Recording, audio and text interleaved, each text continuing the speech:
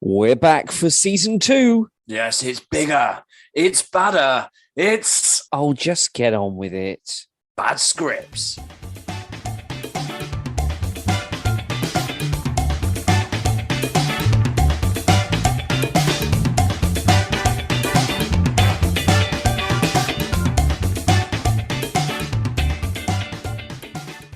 Hello and welcome back to Bad Scripts and yet another special episode. And joining us, as always, the host with the most, the man I spend most of my evenings talking to, whether he likes it or not, Mr. Mike Garlia. Hi, Mike. Hi, Steve. You look pained when you said that. You scrunch your face with your eyes closed. It looked painful. I have a tell. It's one of those things. I can't play poker as a result because, they can tell when I'm lying. But when we're doing it on a podcast and it's audio only, I can kind of get away with it. Which part were you lying about? The fact that you talk to me every evening, whether I like it or not, or I'll leave it up to your interpretation. Oh, right, okay. We're doing that. Think about it the way you want to. So, Mike, we're back for another special, as I mentioned, and somewhat familiar face of the podcast is going to be joining us too. A great friend of the podcast, and I actually look forward to these episodes because we've done a few runs of this series, and the wit, the intelligence, the insight that this person brings is always so fundamentally important. I know you said you were going to be nice about me in one of the episodes, but you don't need to put me up this much. It's absolutely fine. Steve, the mirror that you're looking into, that is called the epitome of narcissism right there. Oh, right. Okay. The irony of that comment. Anyway, no, in all honesty and in all seriousness, would you please introduce our special guest? The wonderful, the amazing, the beautiful Alison Riley. Hey, hello. Hello, Thanks welcome back to the show. Yes. How many times is this now? 4, 5 times? No, this is number 3. Number 3. He's never been good with numbers and he always exaggerates them. It's true. This is true. I have to ask now, Mike, you said you always look forward to these episodes. Do you not look forward to the usual ones? Yeah, Mike. The usual ones. You see, that's a very good question. I see, like I said, the insights you bring. Sometimes, sometimes I don't. This is why we don't. Like Steve and I have debated this, because we've got the friends that do podcasts, and they keep saying, "Look, you guys you got to start filming them. You got to go on camera and stuff. You don't want to see our faces when we're trying to do these lines and characters. That is horrible, and it's horrific. No, I want to see that. I really, really want to contorting your body and trying to honestly. So I don't know if we quite figured out how we would make that crossing. But no, do you know sometimes when you've got a few characters, a few accents coming up, and as the table read goes, I start sweating. Yeah. This is lovely though, because this is just a conversation, a bit of a chat. So that's nice. And for once, Mike's got a shirt on as well. So that straight away he's dressed up for us, which is nice. Damn it. No, I think I understand the thing about not wanting to film, because like if you said to me, "Oh, we're going to put this out," I'd be like, "Oh, I haven't done my hair, I've got no makeup on." I say the same every week. No, I think we plan on doing some video episodes. When it's conversations like this, we're going to try and do a few more that are like that, but for now we'll save the graces with just some audio for everyone out there.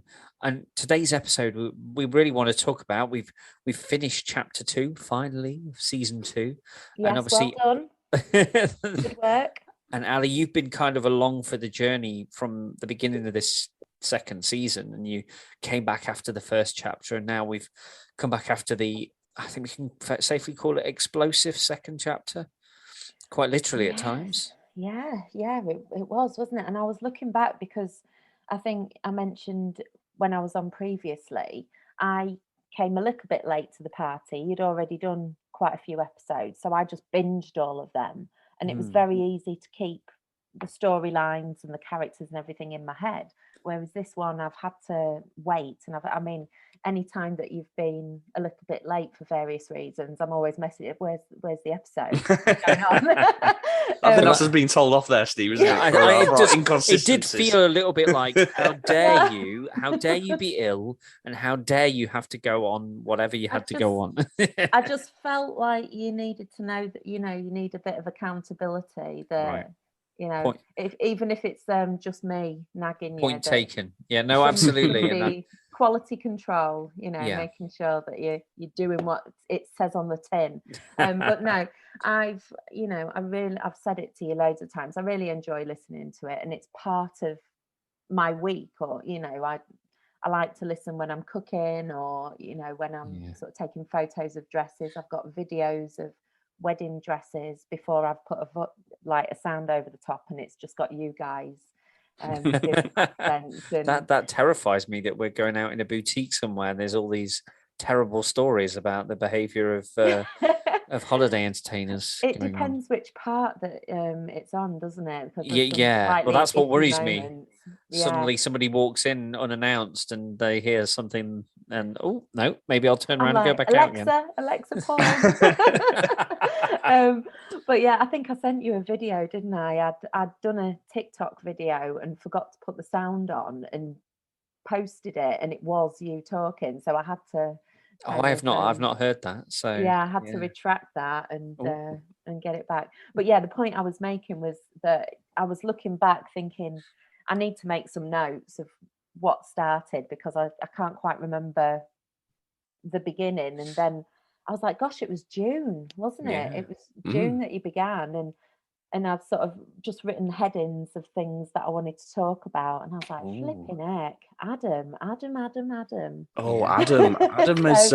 he's a lost boy, that one, isn't he? He's a lost soul. I think as far as... It's interesting you brought up Adam, because there's been... I think for me, there's two characters that have transitioned, one in the right way and one in the wrong way. And I'll let you see if you can guess who the second character is. But Adam, the way we pitched him in the first series was the knight in shining armor, the typical gentleman, and stuff. And he was based on you, wasn't he? Not Mike particularly. He was based on what Mike wanted. The ideal. But there's darkness there too, and we really wanted to exploit that this season and bring a lot of that darkness out. Yeah. And it's his baggage, isn't it? I think there's a lot, and without it's getting too deep too early. As they sometimes say. We thought that when you're in these situations, as we mentioned before, you don't know what people's history was. So there can be stuff gone on in people's lives that you've got absolutely no idea about, and that their persona wouldn't necessarily, display. So I think we touch on that a little bit with Colin and Gary. And Gary's and the two more, the devil worshippers and what have you. So there's kind of that element that you don't know what's gone on with Adam in the past. Why is he so guarded and aggressive at times, but then caring and loving in others? And we didn't, there's a big sort of... And a bit needy, isn't he? He's a bit needy. He's obviously wanting attention, which is why he's sort of flitting here. Ali, why are you looking directly at me when you said that? But you even leaned forward. What is it they say, right? What you know? Isn't that what they say? So, look, well, let's hear from you then, Ali. So you've obviously done some preparation and you've got some questions or some thoughts or some ideas. Go for it. What do you want to talk about? Yeah, well, I've got a word for you. The word that I think sums up this series or this chapter is ambitious. It was very ambitious. You've got so many characters, so many storylines, so much going on. And, it's like trying to keep track of it. Goodness me. Trying to make sure that every character's got an arc and everything's sort of happening. And I say Adam's the big one. It's like Adam and Sally, Adam and Ali, Adam and Robin, all these different areas where Adam is kind of featuring.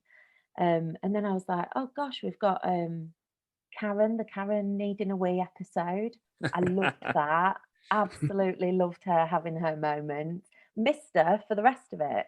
Yeah. Because it's like that's where she was, and but that was a really good episode, and I think it was quite relatable, not just in that environment, but I know that working in education especially, you can just get in a situation where you do not get to go to the toilet for a whole Yeah. day. But she was just, it showed a different side to her, Mm. so caring, and We felt it's very much like the unsung hero, yeah, more because than the comic relief. well, yeah, Yeah. because Karen's been the instigator of problems in the past, accidentally and stuff, but she's no idiot, and she's kind of the glue that holds it all together in our minds anyway. We kind Yeah. of think we kind of wanted to portray that a little bit and let you see beneath the veil a little bit of how things go and what value she really brings to the resort, to everybody, and why they all love her, why she's still Yeah. there despite her little moments. And I think that was kind of, we've all had days like that where there's one thing after another, and just when you think you can get 2 minutes to just go for a wee or sit down, something And else have a comes up. biscuit. Yeah.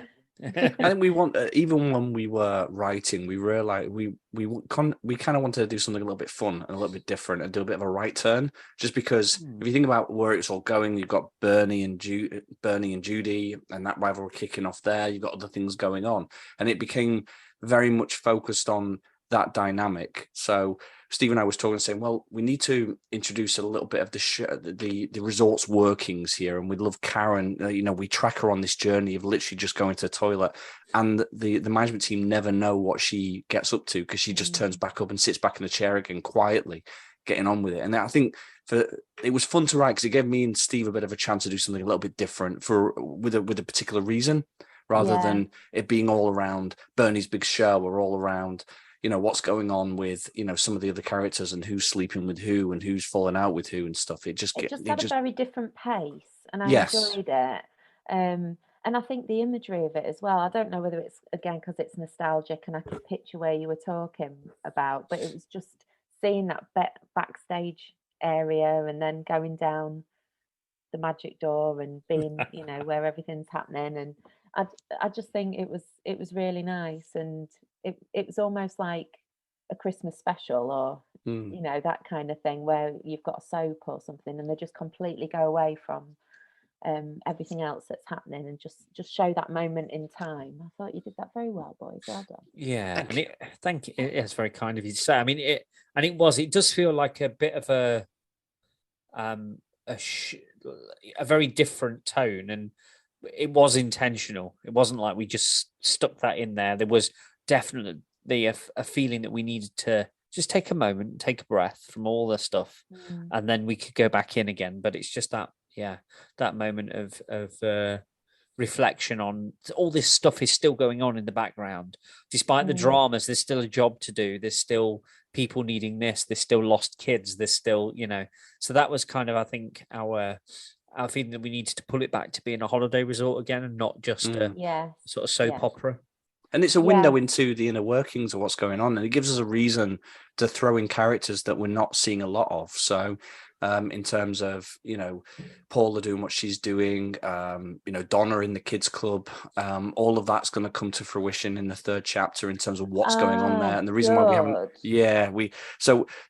it doesn't give anything away. I've written names with question marks. Obviously we can't give too much away. No, but we can say this, and part of the idea of what we did with chapter 2, and it's interesting you called it ambitious, because it really was, and it was incredibly difficult to write and keep on top of. So we decided that chapter 1 builds up, chapter 2 is a big story, which includes operational elements, the senior management, all that stuff. Chapter 3 is much more intimate. It focuses much more on the characters and what's going on with these characters, because we've left a few things unthreaded on purpose. I'll let you off then. Okay. So, it was going to be like one of those sandwiches where I say something really good and then I give you a little bit of constructive, feedback, and then the really good stuff at the end. A shit sandwich. I mean, that's what they call it, isn't it? Yeah, that one. But no, I mean, that, like Mike says, it was very much, this was the big dramatic resort-wide stuff, and chapter 3 is going to be much more character focused, much more people's journeys, people's relationships, and And there's still some fun to be had in there. Let's not forget that. There's still some more fun and some naughtiness that needs to occur that's perhaps been a little less prevalent in chapter 2. Yes, because I was really enjoying the whole Kelly Mushy Wayne stuff. Well, I say I was really enjoying it. I was slightly grossed out as well. But you know, the situation of that, and they just disappeared, didn't they? Because Well, the main story took over. Well, don't worry, because the best on that front is still yet to come. We promise you won't be disappointed on that front. Good. But they're very much still in the mindset, and if you listen to them back to back, the episodes, it wasn't that long ago. It's just that because the scenes of a few weeks between hearing them, honestly, it's literally days difference. So it will make sense once it all comes to fruition. Yeah, I'll let you off then. Yeah, because I really don't like Kelly, but she's somebody that I love to hate. And it's like I would have almost loved her to have been in cahoots with Bernie, like thinking that she can get ahead with him, but then being why didn't we think of that? Why didn't we think of that? It was a possibility, wasn't it? Well, I think we did talk about it at one time, but we didn't want to just put all the baddies together. We wanted to have, and again, we sort of say Kelly's a baddie, but I think she's just ambitious, isn't she? Yeah, But self-absorbed she a little takes what bit. she wants and stuff. But which is why I enjoy listening to her. But I wouldn't want to work with her or be friends with her or anything. So I have worked with her in the past, I'm pretty sure. Yeah.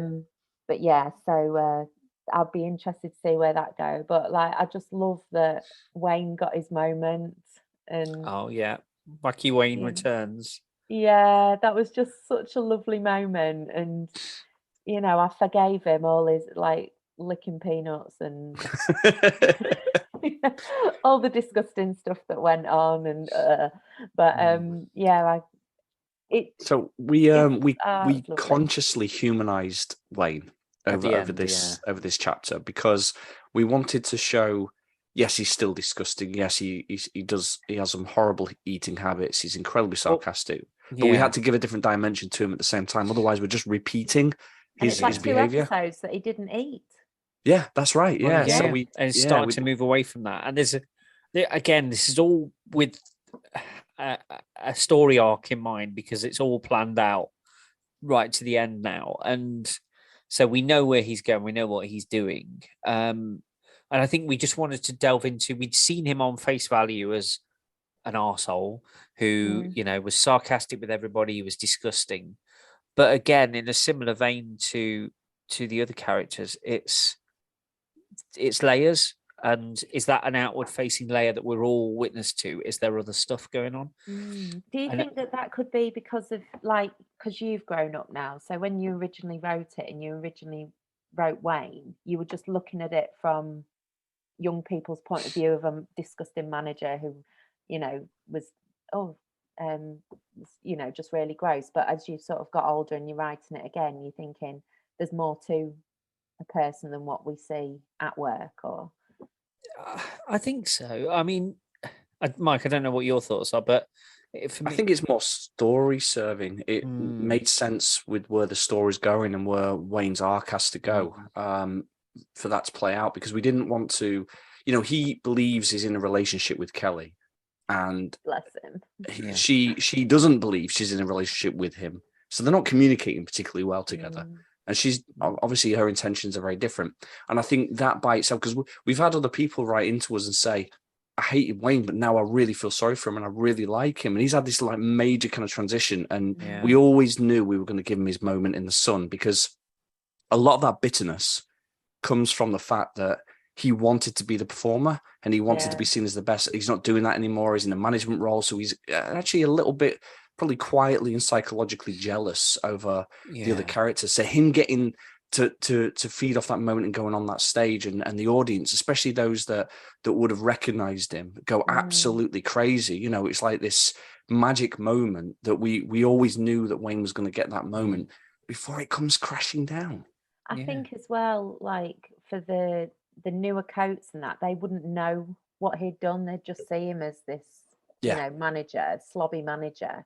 So for him to be able to go in and say, not say, show, this is what I can do. Look how I can control blew an them out of the audience. water. And Absolutely. Yeah, so I think people will have a lot more respect for Wayne. And this.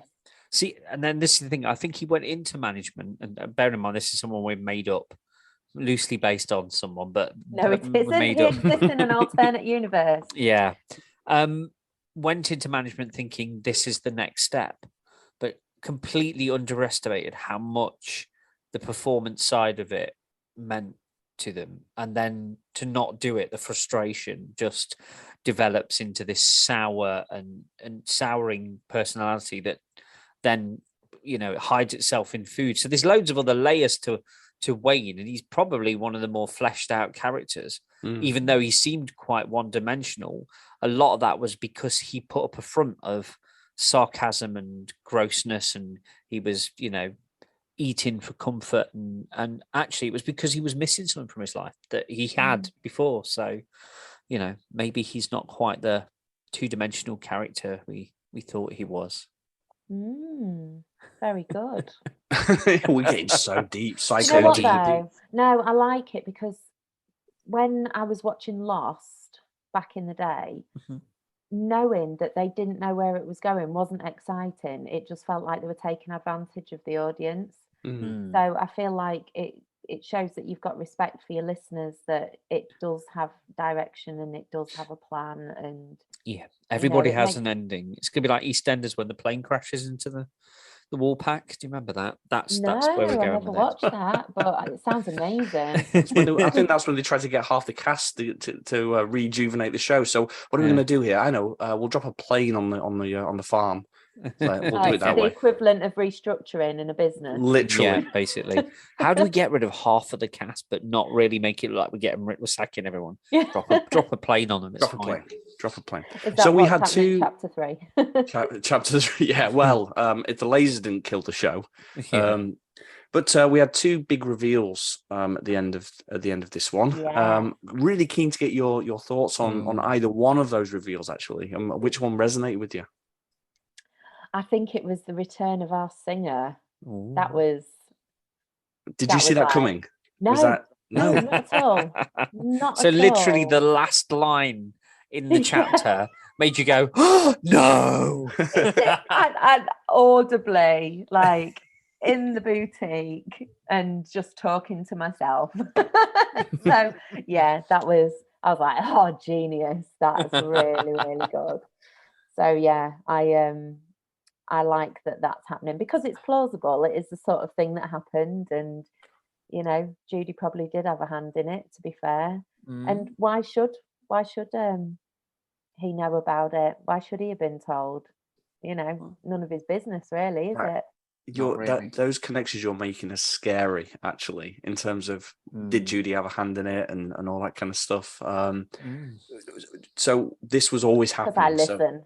Right from chapter 1, right from the off, Sam was always coming back. We just had to find, and Steve and I debated a lot when we were writing when we should bring her in. And we decided, actually, we'll bring her into the 3rd act because that will drive a lot of the character drama that's going on. Because let's not forget, Adam still believes that she cheated on him with her ex. Yes, of course. She believes that Adam just ghosted her and disappeared off the planet and just dumped her, basically. So there's a lot of animosity between the two, blaming each other for how all of that ended. And they're not going to communicate, are they, for a very long time? Well, look at what happened before, and nice, and it's lovely that Sam no longer works in the sausage roll factory. Yeah, I mean that's always good. And and we're gonna. I can't give away too much because we've already written subsequent episodes, so we already know what's happening. So I can't say anything. No, and Steve will just bleep me out if I say anything by accident. So that I suppose. And the main focus for the next chapter is really going to be between, what's going to happen to Adam. We already know he's playing the game a little bit. He's he's with as many different women as he can possibly get his hands on. Sam has come back in the fray. That's going to regurgitate all of that feeling. I don't think she's going to be thrilled about him either. No, and I mean, she obviously knew that he was still there, but I don't know. I Didn't feel like expect to it's find like, him like that. well, yeah. I mean, and we see that Sam's obviously moved on because Yeah. she was with the guitarist, who came and gave her a bit of a kiss on the cheek and a so some time has passed. You know, we're talking sort of 7 or 8 months since their Christmas breakup. But yeah, the way in which Adam has behaved, and you know, we can speculate about whether Donna has sort of in her chats with Sam has mentioned any of his behaviors and what he's up to, whether curiosity is, you know, how's everybody, how's Yeah. Adam, you know, just as a Yeah, Donna an doesn't offside. strike me as a gossip. No. So, and I don't think that Sam would have asked. So I get a feeling that there wouldn't have been any, Yeah, like you say, how's everybody? Everybody's fine. You yeah. know, that's kind of We'll see. where it would have gone. No, but and again, it's you know, there's a lot of resolution needed there if people are to move on, you know. But we'll see. Will it be resolved, or will there be, you know, differences beyond beyond being able to talk it out? Who knows? I've got to say though, Ali, I'm delighted that that you enjoyed that element. You enjoyed that kind of, honestly, because that's exactly the impact we were hoping to get when we made that. You know, so you know, we got Donna saying that, you know, she's late, Yeah. and Dan Yes, dealing with that, and then Mm. that. Yes. So two things happen really, really quickly, which by and large are not connected to the main story of the show, but they're there for a reason, because it's going to drive the next run of episodes. Everything is all mapped out, like as Steve keeps saying. But again, another question for you, Bernie, what do you think? I'm not massively surprised. I mean, you know, he was always a bit of a knob, wasn't he? So, you know, him leaving them in the lurch, I'm not surprised that he'd do that. Yeah, he didn't have a show from the beginning, did he? No. He had to steal the ideas. He's, you know, been sort of stalling the whole time. Oh, and the way that he treated poor Robin, that was just not cool. But yeah, so I love that he got caught out. That was and you know, with Glenn, isn't it? Not Alan. Glenn. Yeah, Glenn was the one that. So we Glenn. wanted so Glenn again, this was threatening to get the mafia on him. yeah, well, that's we want to intone that Glenn is dangerous without being like obvious that he's dangerous.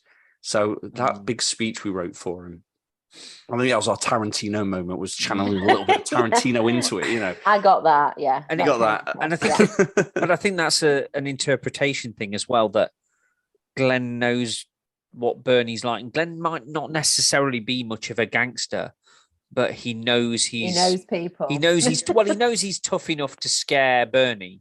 And Bernie's a pussycat, really. He's all mouth, and he knows as soon as he shows any kind of aggression that he crumbles. So he's kind of gone, oh, I've got the measure of you. So even if he isn't really the big time gangster man, or doesn't have connections, he's acted tough, and that was enough to scare Bernie. So obviously, I think he does have the connections, though. You know, being in the position that he's in, having bought such a huge resort, you know, that's going to have taken a lot of money. Where did the money come from? And, you know, where did he come from? So yeah, I think. I mean, I know you wrote it, so you can tell me that he isn't a gangster, because it's your guy. But yeah, well, I think he is.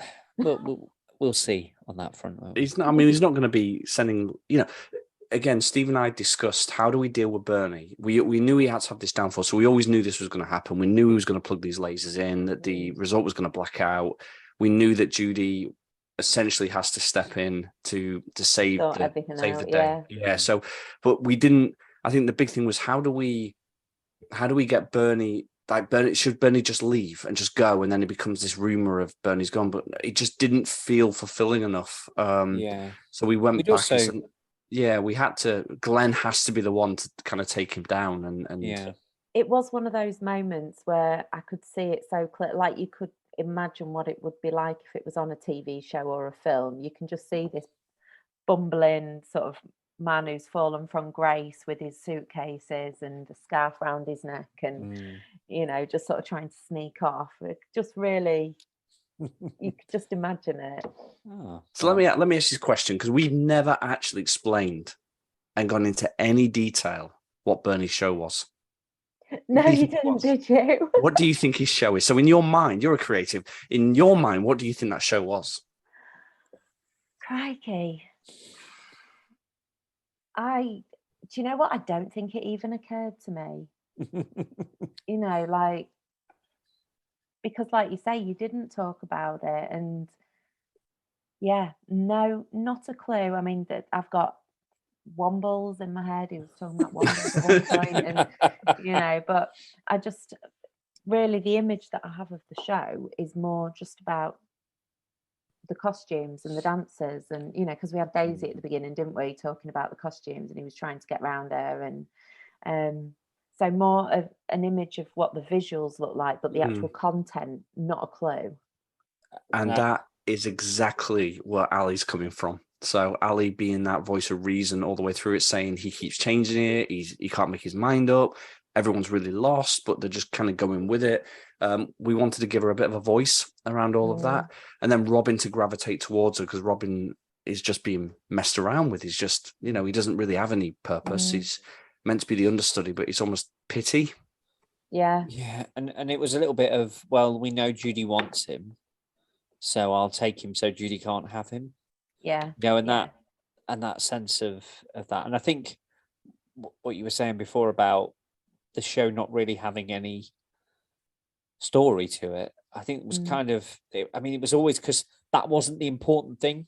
It was the relationships, it was the struggle to get the show there. And so the actual content of the show didn't really matter, because that was kind of happening in the background. And we didn't want too much focus to be on the specifics of the show. And you'll probably notice we did the same in season 1 with the boy band. You never really saw them perform. No, it was always they start the routine, and then the next time you saw them, they were just finishing. So there was never the big focus on them doing the Just thing. Lazy writing, Steve. That's what it is. Well, you could say that, but I just think that. But I think of this because it's a visual. It's an audio product now, and it's something that essentially you're reading or you're hearing. I think it gives more to the audience if their imagination's involved, and we're not too prescriptive about what they're doing, that you can almost imagine the show in your mind.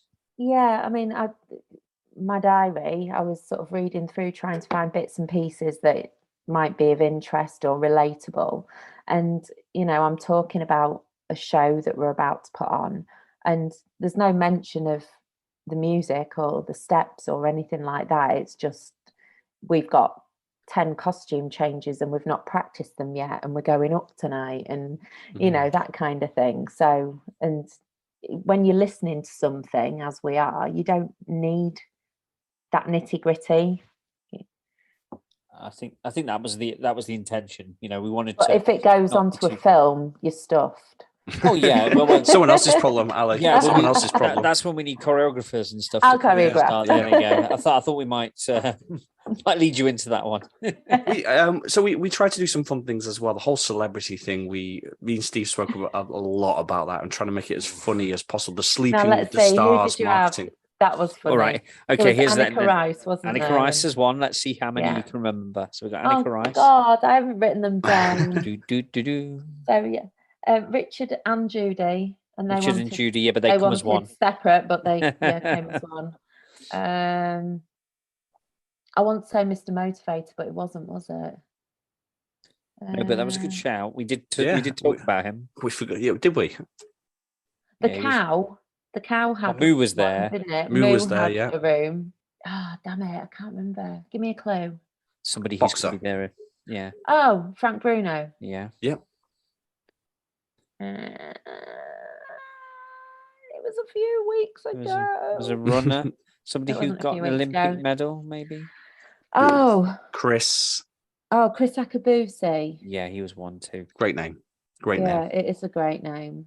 He's the sort of guy you'd want there, I think, as well. If you were filming it now, he could probably he still looks the same as he did back then. I think he could still be in it, Yeah, but Sleeping with the Stars, it was like, you have the people in TV shows and stuff that are always saying inappropriate things but just don't hear it, and that was an instance of that, wasn't it? We had to toe the line on that one, genius. because we could have got the puns we would come. I mean, we got during the discussion phase of that. Obviously, we got a little bit naughty and we put a few little comments in there, but we had to just stay away from the whole U tree thing and all. Yeah. It could have gone. It could have gone down that route, you know. With we pairing talked up a about celebrity. Yeah. didgeridoos and you know, and fixing it for people, and you know, and you go, we just can't. Not now. Well, Too soon. It's too soon. Too soon. It is still too soon, isn't it? Yeah, but no, that would have been very of the time, wouldn't it? So, and that whole thing that Glenn's talking about as well, and again, this was a conscious thing. This is why I love doing this. We get to explain our thinking around it. Glenn's talking about historical resorts and the British holiday industry and wanting to move it forward. And this whole thing about Bernie, his show, it moving forward, embracing the future, you know, West End style, high value production, blah, blah, blah, all that stuff. And if you think back, Glenn even himself doesn't quite get it. He doesn't get that people just want familiarity and they want to know what they're getting. And that whole, you know, we got to embrace the future. We, you know, people want to go to Spain instead, you know, and we're going to revolutionize this place. It's actually the people who are familiar that save his bacon when it all goes wrong.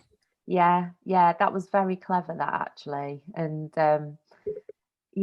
not listening to what the people want, but saying they're doing what the people want. Yeah. And, And I think it's that misconception that you have to change everything.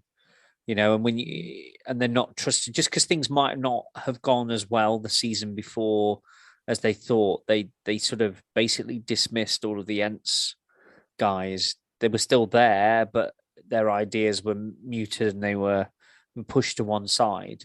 When actually they're the ones who know their audience, and they were the ones that understood what putting on a show that would get people out of their seats and get people dancing and cheering, and we see that with Judy's first show, when the cast went to see it and thought it was going to be a disaster, and they saw the reaction. I think that was a little bit of a shock for them. But then when Wayne gets up there, especially, and starts doing his thing, and you know, we talked about this before, Mike, didn't we? You know, the number of old comics that used to come to our resort, and they would tell the same old jokes. You could. If they were off, you could stand up and do the set for them, couldn't you? Because you heard it that many times. But the audience would be crying with laughter for the same old jokes they'd heard 1,000 times before. But it was just, they knew how to read the room, they knew how to deliver it, and people were happy. This is why, like TV programs like Shooting Stars or even A League of Gentlemen, they have the same jokes every week, every single week. And, you know, the part of the fun of it is knowing that joke is coming. You know, it's comfortable, it's safe. You know, you know what you're getting and you get it. So I think that you don't have to reinvent the wheel, do you? And I think maybe we all lived through that a little bit in the past, didn't we? Yeah, absolutely. And we obviously we've kind of made an extreme version of our resort, but there was elements of that we felt that had been sort of mirrored in what we wrote. And things did revert back. You know, you guys were there the first year when everything was sort of being reinvented, and I came in a little bit towards the end of that when they were going back more towards Judy's kind of show. As well as the West End versions, obviously they ran alongside, but they had completely got rid of that previously. So well, we also, as inspired by you as always, Alison, we also factored in a head girl this time. We still don't know how a head girl gets picked and what they do, and you know, I just love the idea. You know, some of the things that you've spoke about in past episodes from your diary have made its way into the show. Did you recognise any of those elements? Yeah, of course. I thought you were actually quite generous, and she wasn't quite as mean as. Although I wasn't quite sure about the voice. I don't know if you noticed, she was a little lispy on yes. on that front. I'm running out of accents. Give me a break. Come on. I was like, Mike, if we write scenes for this, you've got to sustain this. And I thought if you try and do this and Judy, She broke her you could ankle. end up She's with done. She's laryngitis. finished. She's She's finished. Oh, She dear. chose Bernie. She all chose right. Bernie. You make it sound like she's a racehorse. She's broke her ankle. That's it. She's gonna be taken out the back and shot. No, I did notice that, and I appreciated it. It's that weird thing again as well, though. Like sometimes I'll just be listening to the podcast when I'm going around a supermarket, and then I hear Ali, and I'm just like, oh, me talking to me. And sort of, I do have to remember it's a character and it's not completely based on me. But I like her and she's very nice, so I do. She's got morals, and she leads by her values, and I like that she stayed. When she's like, we're going to stay and we're going to sort this out, and she stepped and again. up. And Adam messes it up as well. Adam has an opportunity with Alison, and he messes that one up as well. He, and I think we were keen to show that. But I'm going to harp back some feedback you gave us a while ago, and you said that in the original series we really underserved the female characters, and so we've been really conscious about that. And feedback. Who have we underserved this time? So who have we undercooked as far as characters go that you would like to see a little bit more of going forward? Do you know what? I'm going to say something now, and you need to take it as a compliment, not a criticism. I didn't notice how much more you'd included the women, and that's a good thing, because I noticed when they weren't included. But when it was more equal, it just felt right. So it's not so it's not an insult. I'm not saying like, oh, I didn't notice it, but it was just, it felt more equal. So it's only now that it's like, oh yeah, of course you did. Undercooked. I mean, I would have liked to have seen Karen a little bit more through it, I think. And as I say, maybe Kelly. I mean, I'm sure you've got plans for her anyway, but I just feel like if she'd been in cahoots a little bit with Bernie, or maybe the head girl, like sort of sucking up to Bernie, trying to, get favour, be the number one. And then when he's gone, she's kind of like, oh, where does that leave me? I'm a bit stuck now. So, but no, I feel, you've said that this isn't the end. This is, you've got a continuation where characters that we haven't seen as much will come back. Mushy. I like Mushy. I think he's funny, and his drunken behaviour earlier. He's a bit of an airhead, isn't he, Mushy? He's just a bit of a. There's a lot of air in there, isn't there? I think it's just a bit. It's harmless, isn't he? Yeah. So he's a happy-go-lucky kind of guy. I think he's just there enjoying himself. Yeah. I think is he enjoying himself? I don't think he. I think Kelly is abusing that relationship. No, but I mean in general. I think in the occasional booty call that he receives an from easygoing kind of guy, isn't he? Do you know what though? I've just realised it's like you've got loads of different characters, but I'm just sort of focused on the Ents one, which is very much what we were like and what you've said. So you've got the cleaners, you've got Paula, you've got Colin and Gary, and you've got people that do other jobs, and I just don't focus on them as much because it's not where my interest lies. Isn't that terrible? No, I think it's good insight, because that's the part of the story that you're gravitating towards, and you're right. We have, like, Colin and Gary are just their mainstays. They don't, and we made a decision. We can create a few fun scenes to reveal a bit more of their past, but they don't need a character arc. They're just there. Same as Daisy. They're just there. They're just, they serve the story when they need to be there and stuff. They serve the customers when they need to. They do. And then and I wanted to show more of an operational element as well, which Steve and I spoke about. And that's why we introduced John, because it's not all about entertainment. There's a whole other piece that goes on around the running of that. Yeah. I did enjoy the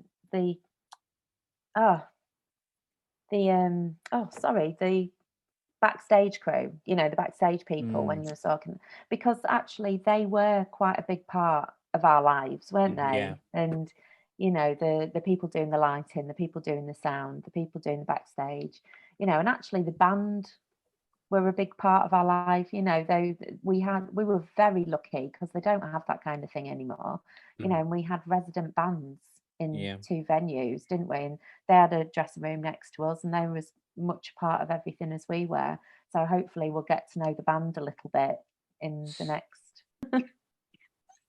We've got the Slovakians. We need to finish off there. We need to introduce them in there. They're just kind of there at the moment. They're going to come to the fruition, as well as the band and then some of the characters that we know and love. So there's lots to look forward to. The whole daughter thing, wasn't there? Was that this chapter, or was it the last one? That was the very end of chapter 1, wasn't it? Right. Okay. I'm trying to remember back myself now. You're putting us on the spot.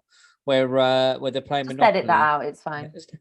Where Wayne and Karen are playing Monopoly while they're waiting while the Slovakians rehearse.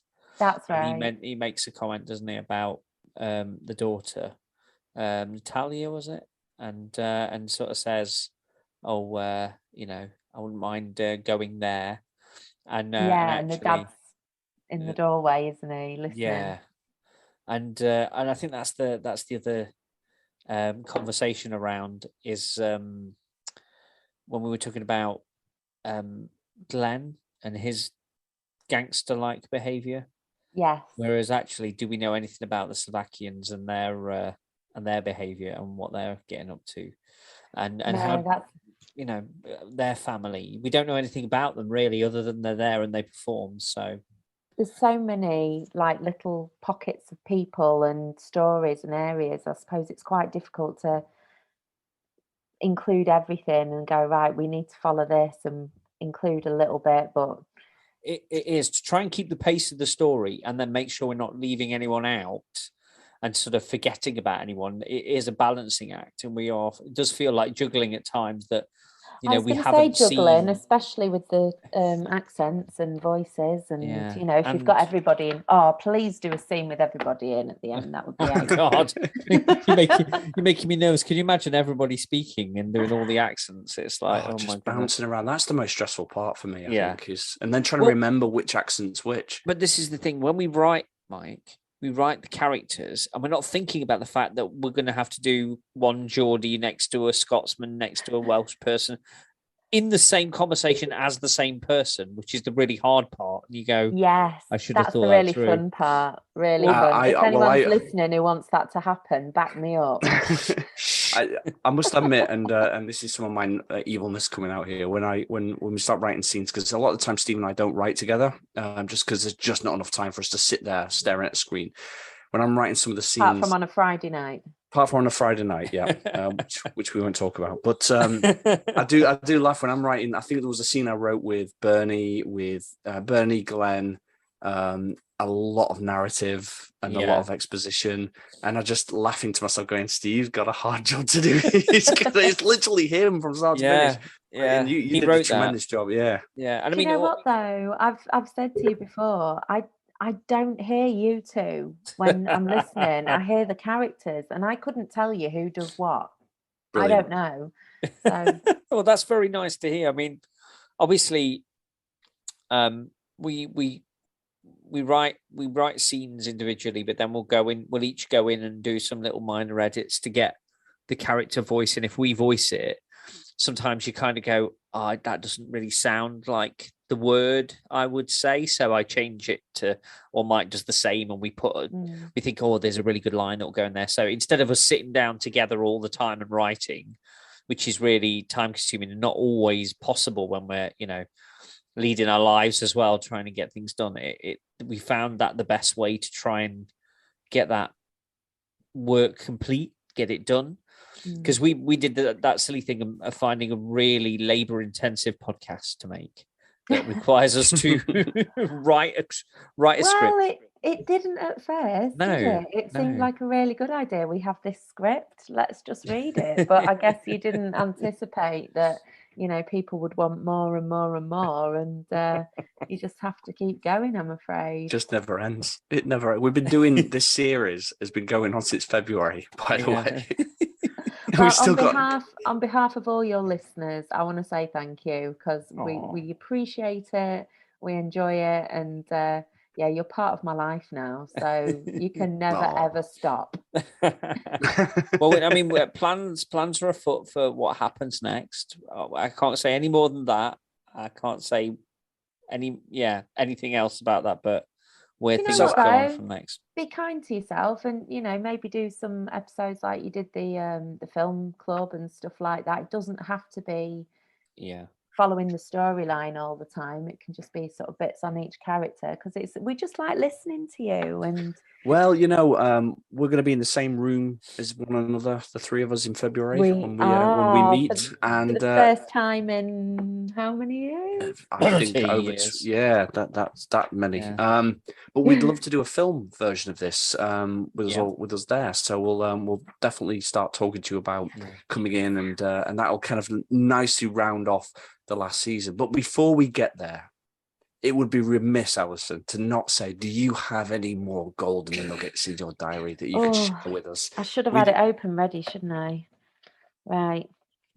So I was reading through, and there's a lot of moaning, to be honest. I was a right misery. There's more lists. You like my lists, don't you? Hang on, let's have a look here. So today's my first day off. Right, hang on. This is the 20th of the 2nd, 01. Today is my first day off, and I'm not going to get another for 16 days. I hope the next 3 pass quickly, because that will mean that it's time for my boyfriend at the time to come home. Next door, I'm making loads of noise as usual and listening to crap music. My mum and Nan came today, and I had a really nice time. Did loads of shopping, bought stuff for our home. I painted the bathroom blue. Did you ever do that when you're in the chalets? Just like paint your walls? No. Why would you do that? Why would you do that? Yeah, that's just weird. It's like I'm just going to stay in this hotel. I'm going to paint while I'm here. I'll tell you why. It says it looks much better. So well, that's why. I went round to this person's, so one of the dancers. I went round to her room to watch a film, but went home because I was tired. I wish I'd stayed though, because I won't sleep with all the noise. So talking about noise all the time. Let's go. A bit about the head girl here. So I've been here a month now, and the shows are really coming along. I have learnt the Funky Show, Gospel, Panto, most of Chartbusters, most of West End, but I've still got loads to learn. Tomorrow is the tech and dress of Panto. I am a man and a bloody mouse in a tutu. I'll give you a bit of a backstory there. So my granddad unfortunately died, and I had to go home for his funeral, and they were casting for Panto. They didn't take into account that I was shorter than most of the other dancers, and just cast me as a man in Panto. So I've got photographs of me with there was only sort of one male, I think, male dancer. The rest were girls, and then I was just this little man and a mouse. It's not too bad. I think it's funny, but one of the other girls hates it. I can't wait until I'm performing for real. That's what I really enjoy doing, and choreographing. That's my ambition. Oh, bless me. The noise levels have not really improved, so I'm going to sleep while it's quiet. Just another quick one here. So today's been my day off, but I feel I need to record one of the events from the other day. Cutting a very long story short, 2 of us were late back after dinner, and the head girl was stressed about the amount of shows we needed to learn and clean. Oh, did I read this one before? So she shouted at us, and I didn't agree with what she was saying and answered back. She had a huge go at me, saying she's head girl and I've got to respect her. There's a bit here about me being ill, and I was told that I had to go into work, even though I had an ear infection. I'd got a sick note, but the Judy character said that I had to go into work for 9 o'clock, and we were rehearsing from 8:45 a.m. to 8:15 p.m. The reason being that 2 of the lads were leaving. Bear in mind, we'd only been there 2 months. We hadn't even got the shows up. Two of the lads are leaving and we needed to video the shows for the new people. At the moment, there's another choreographer here teaching us summertime salsa. After she found out that I used to be a coach, for some reason, I'm in none of the difficult dances. Funny that. I was upset, but it made me more determined not to be here next year. I'm rather annoyed about being treated like shit and like I'm stupid and I can't dance. And then I slag off one of the dancers because I've only got a GCSE in dance. But I believe a BA honours beats that. That's what I've said. Like, it's a competition. Who's got the highest qualification? Top trumps for you there. I think you win that one. Okay, so I've just got a little bit here. So this is a positive one because there was a lot of moaning negative ones, but this is a positive one. So 24th of the 4th, 01. So moved on a little bit. Now I remember why I love this job. I've been having such a crap time at work with long hours from 10 in the morning till 9 at night, nasty bitchy comments, I effing hate this cast, they are crap, etc. But tonight has made it all worthwhile. I did my first show as a dancer, the Steps tribute. I learnt it in 4 days, the whole show, because the head girl is injured. About 2,000 people watching and it felt fantastic. After the show, everyone told me I was amazing and I know that I performed it well. I can't wait to do more. So there you go. Yeah, well done. Now, Ali, I have to say something. Go on. I remember watching that show. Do you? And you were amazing. And I remember you looked just like Claire from Steps. I did look like your hair was done up in the same way. I can picture it right now in my head. I remember watching you in that show. I wasn't there then, and I think that I didn't see it as a tragedy. Sorry. Boom. You know. Oh, thanks for watching. Yeah. Oh, it was. The Steps tribute was my absolute favourite thing to do. We used to do it twice a week. We did it once in the main venue and then we did it once in the pavilion. And yeah, it was unexpected because there was 4 female dancers, 2 female singers and the 2 male singer dancers. So there was only actually 2 of the dancers in it because you had the female singer and they used to rotate it. So there was a chance I wouldn't have got to have done it for a long time. But because she'd injured herself and because I'd been there the previous year as coach, it was actually in my favour because I'd seen the show so many times. I knew a lot of the choreography and I was obsessed with Steps. So it was a fun show though. It was one of those, it was an incredibly fun show. And you looked, I can see it. I close my eyes, I can see you right there. I had abs and everything. You did. He was very appreciative. Yeah, of that one. But you look. I mean, I remember watching you and thinking you could literally be in this band. You know, you could pluck one of them out and just put you straight in it, and you would just look at home. Thanks. I could now. They're still touring, and you know, I do still look a little bit like Claire. So I was going to say his age is. Yeah. You never know what we talk about. Like the resurgence of the sort of late 90s, early noughties pop stars now, and the big all the reunions happening. You know, it you do wonder if are there a lot of tribute acts out there that are sort of coming back on, going back on the road and doing it. You know, like I do have a friend that's in a Britney tribute.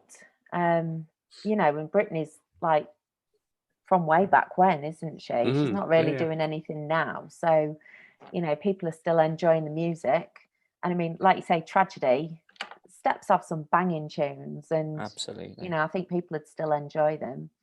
So I don't think I've got the stamina, to be fair, and I certainly don't have the voice. and also half of them are former camp coaches as well.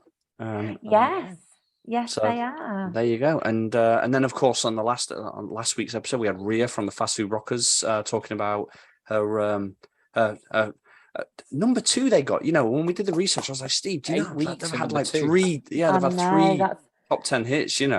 That's one of my claims to fame, that I worked with Rhea from the Fast Food Rockers because being a dance teacher, with the younger ones we used to do party dances for fun. I mean, if I knew how many times I'd done Superman or Music Man, I'd love to know because it must be in the thousands.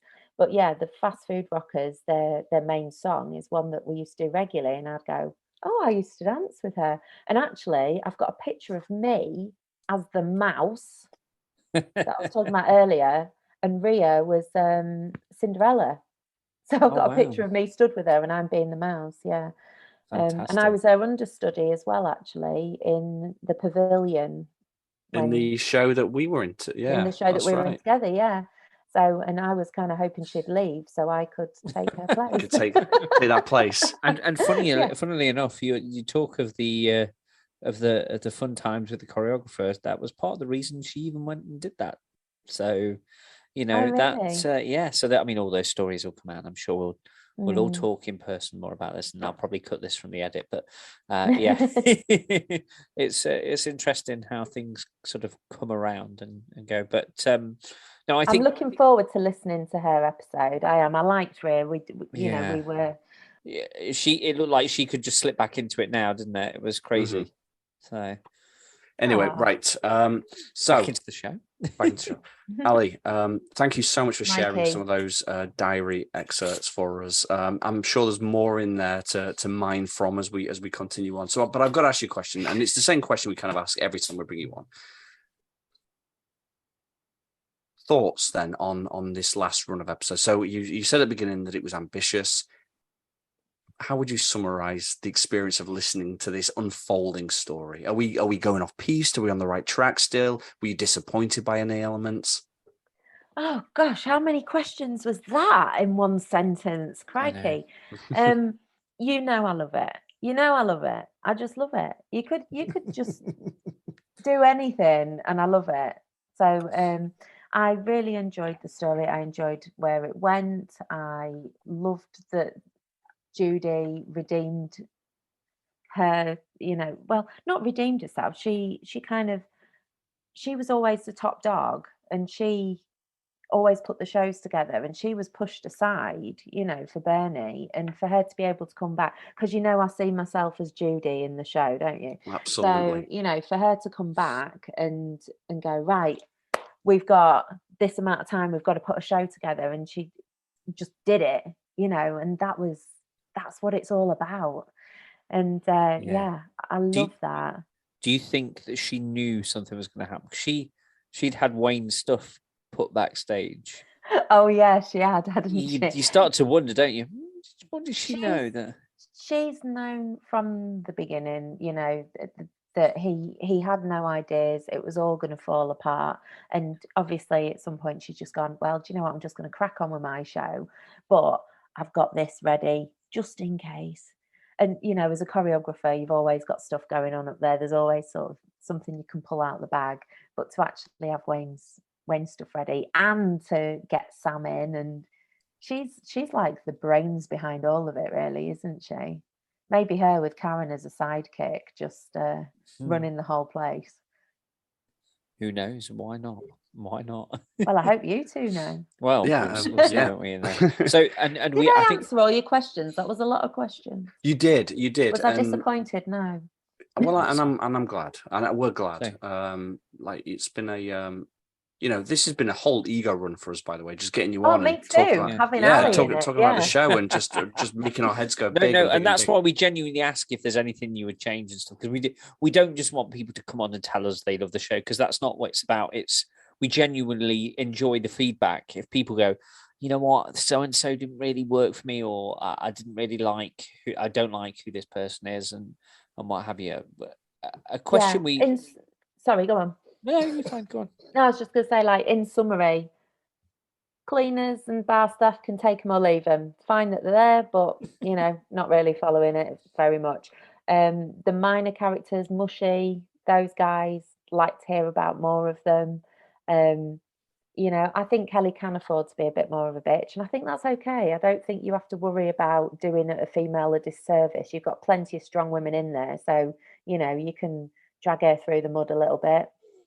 Um, and yeah, can't wait to see what happens with Wayne, actually. I think, Yeah, that's really interesting to see where he goes. And like you say, we were talking about earlier, the relationship between Adam and Sam, what's going to happen. yeah. So I think we asked you this at the end of season chapter 1. Any speculation? Where do you think any of those points are going to go in chapter 3. So me and Mike know what's going to happen, but as a listener, having heard it, you do. You're not I swear asking we me do. to write it for you right now. This isn't not what's at all. going on. Not shh. Let me just grab my pen and piece of paper. Yeah, here. get that down. Right, Have you got hold the on a minute. Have you got the dictaphone running?